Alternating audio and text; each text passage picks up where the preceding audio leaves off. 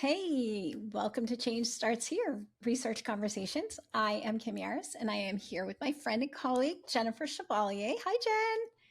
Hi, Kim. All right. So, throughout the season, we have been exploring this thing that we call systemic synergy, which, for those of you might just be joining us for the first time, is intentionally designing systems to create synergy across departments, roles, levels, locations, and schedules, with the goal being to build a culture where everyone is empowered to apply their talents and knowledge effectively. So, today we are going to talk about something absolutely foundational to systemic synergy: establishing foundations of trust. Ready to get started, Jennifer? I am. Let's do it. All right. So, in thinking about trust, we got to thinking about how it shows up in schools and found ourselves reflecting back on our own experiences about what this looks like. So, for me, one of the most vivid memories came when I thought about an elementary school that I once visited in Canada. So, when it was time for students to go to their special or to lunch, the teacher would just simply say to the students, "All right, it's that time. You can head off now." When I saw this, I was like, what is happening? Right?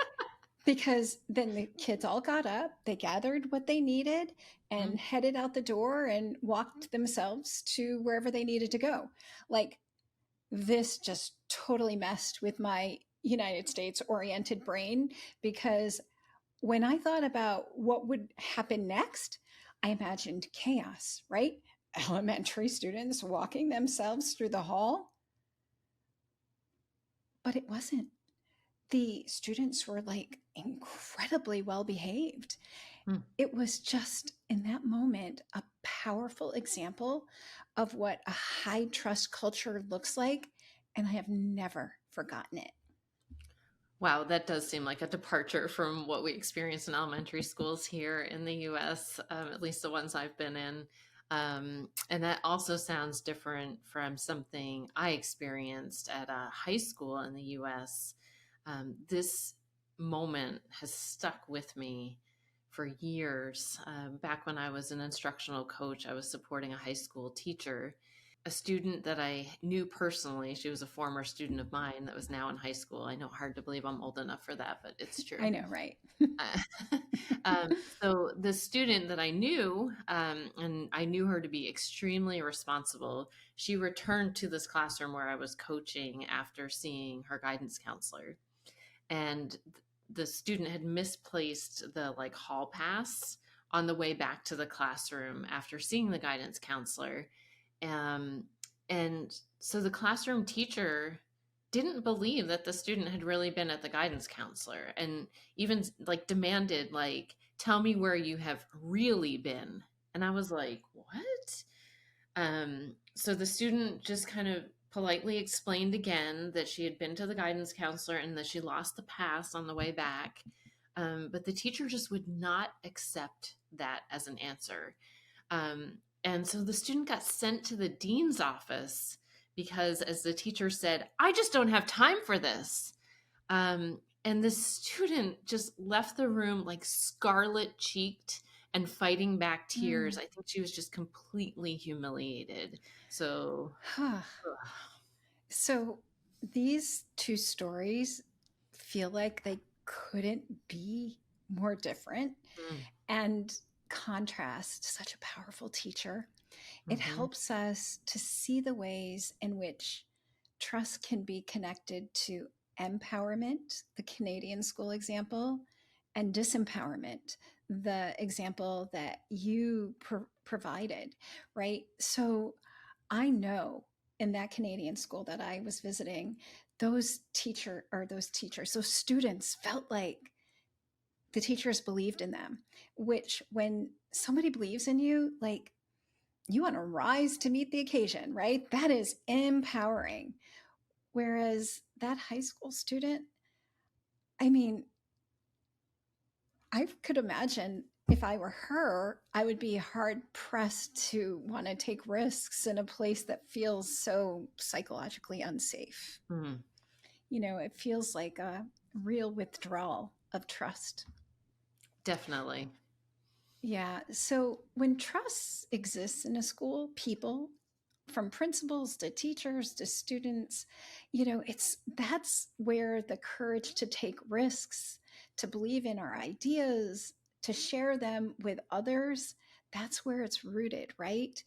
But if we have these low trust environments, um, it's there's a tendency to be fearful, fearful of consequences or fearful of retribution. And I think that whenever fear dominates, people are less likely to share, contribute, be a part of the community as a whole.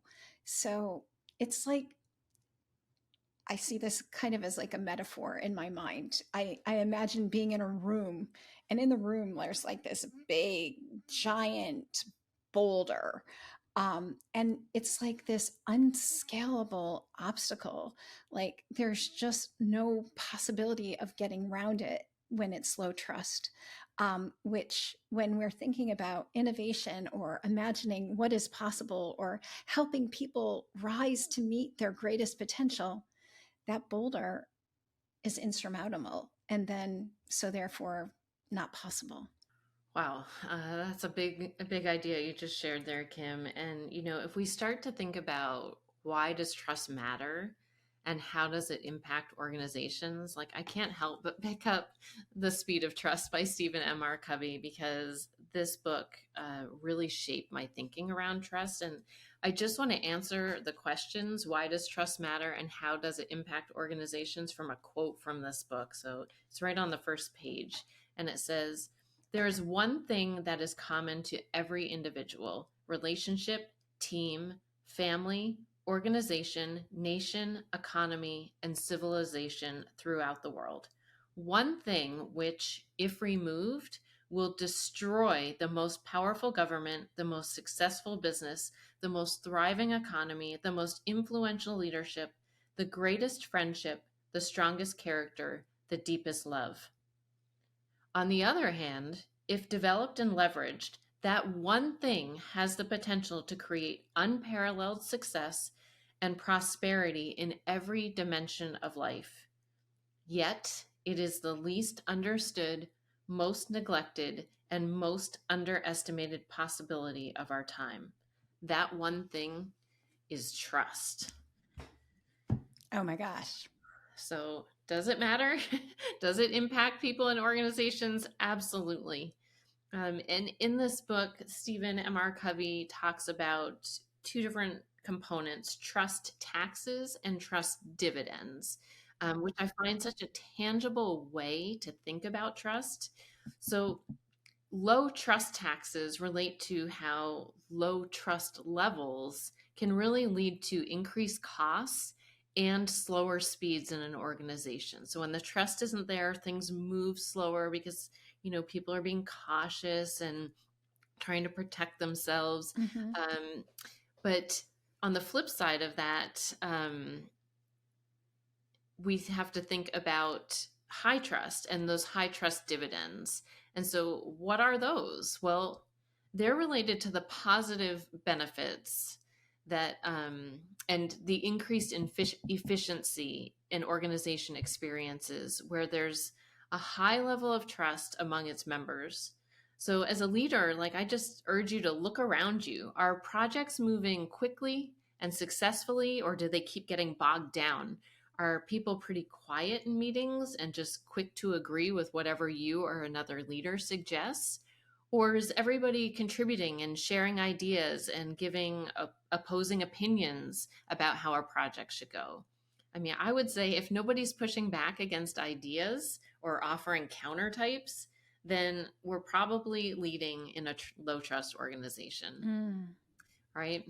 Mm-hmm. Um, so, what does a high trust organization look like? I would say at its best, and again, this is from The Speed of Trust, world class trust in an organization results in high collaboration and partnering, effortless communication, because everyone's just transparent and direct, positive relationships with employees and all stakeholders, fully aligned systems and structures to support this high trust environment. And then all of this results in like a strong level of innovation and engagement, confidence, and even loyalty to the organization. So I feel like when we put all these things together, it sounds a lot like systemic synergy, right? The theme That's of this exactly podcast. what I was thinking. You were saying all of that, and I'm like, hello, this is the very definition of systemic synergy. Absolutely. And so, if we're aiming for that systemic synergy where everyone is empowered to lead and contribute in a high level of synergy, then trust is critical. Trust makes the work go fast, whereas mistrust makes the work go slow. Wow. So as you're saying that, my brain was going, back to some of my own work experiences. And I was remembering how there was one situation that I was in where I used to joke that I shared a brain with a colleague of mine because it was so high trust, right? We did a lot of writing together, and I could take an idea and run with it, and vice versa. She could take an idea and run with it. There was no ego, just trust that together we were going to create great content. Whereas I had another working relationship that was very different.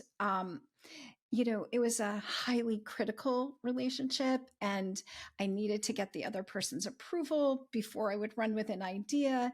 And it really like slowed things down.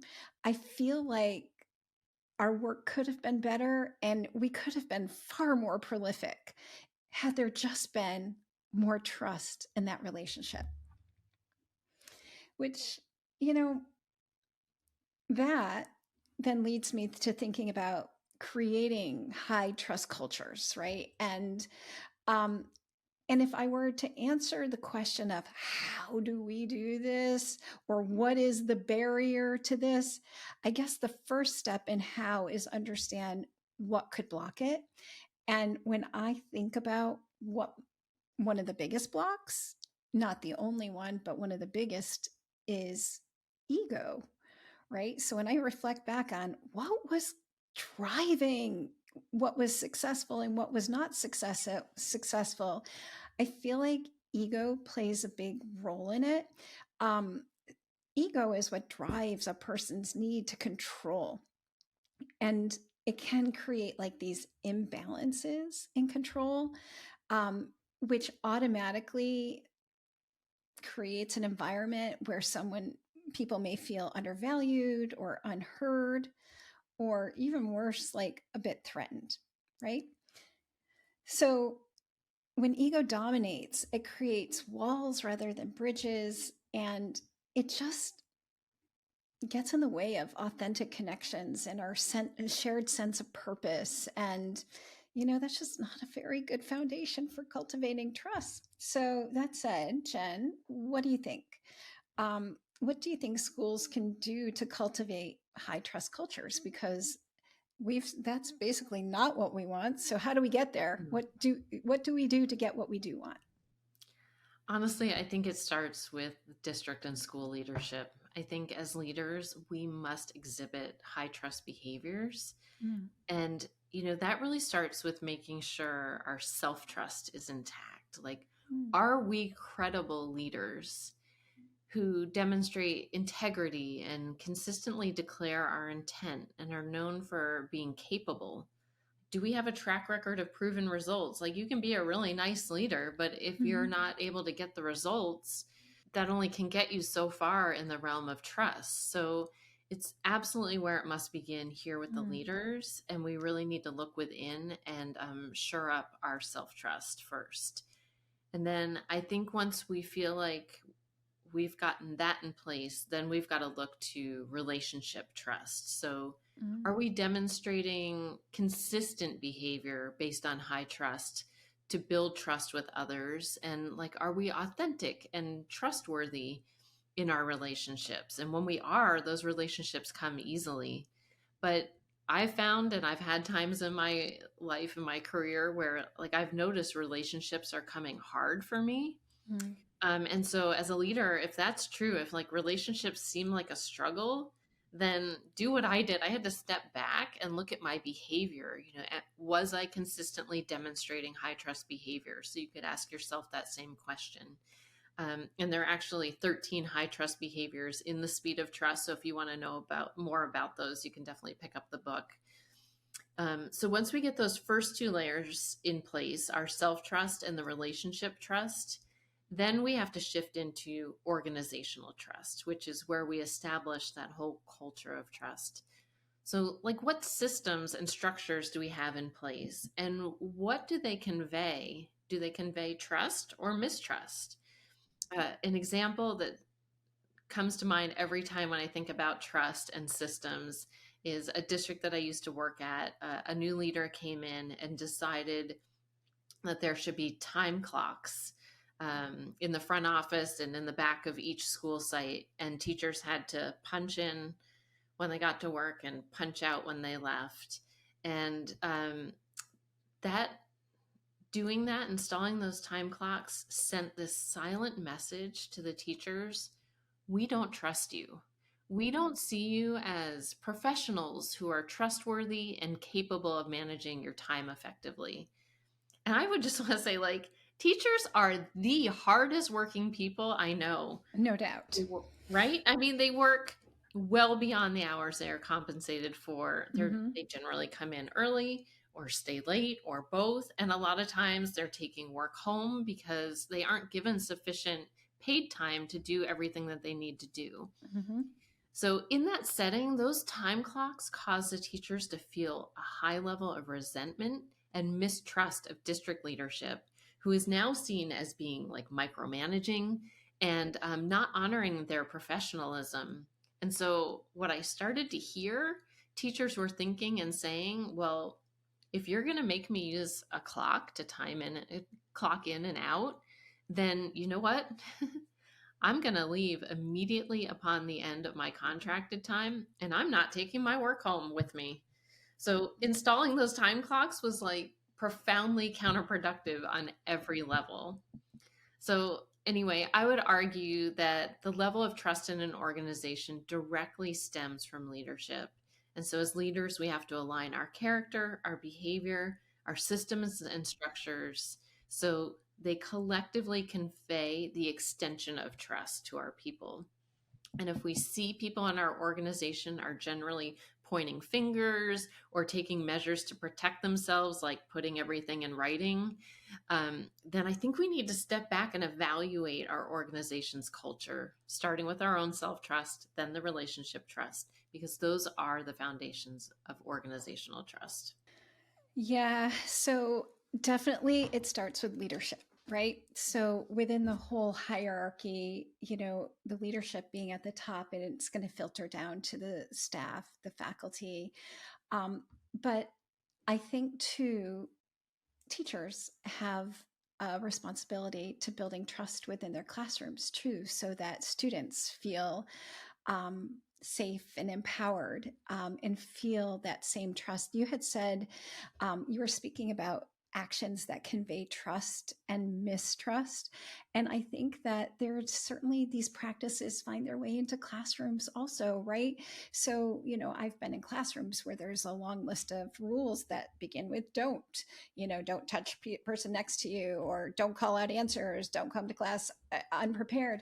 Or maybe it's not just a list of rules, but even that's the language that the teacher is using all of the time. And similar to like the time cards that you were talking about, Jennifer, what does that inadvertently convey? It says, I don't trust you, right? And if we want, if the goal for what we're trying to achieve is for everybody to feel empowered to reach their highest and best potential, if I'm feeling like you don't trust me, I'm not going to be taking risks. I'm not going to be thinking critically, So there are things that we can do instead, right? And that, so when we're using don't all the time, what I think we're doing is focusing on um, weaknesses, and rather, what we could do instead is look for strengths, like, wow, you're so prepared for class today, or that was such a kind thing to say to your friend. So we can just as easily look for what students are doing well and right and comment on that, as we look for their things that they're not. And when we do that, then it's just a totally different environment. And it's just so much more empowering. So we have put together a really great resource for you that you can download, just to help you to think about a strength-based classroom approach. And we'll put that in the show notes for you. Gosh, we're almost out of time. It's such an important conversation. I love that connection down to the classroom level, because, here at FranklinCovey, we believe everyone can be a leader. Mm-hmm. And so, these are skills for everyone to develop, from the student to the teacher to leadership of schools and districts. So that was a great way to bring it down to a different level, Kim. Thanks for doing that. We want to thank all of you for joining us for this episode of Change Starts Here Research Conversations, and we hope you'll join us next time. If you haven't already, make sure to like and subscribe so that you're aware of when the next episode drops. Thanks so much. Bye, everybody.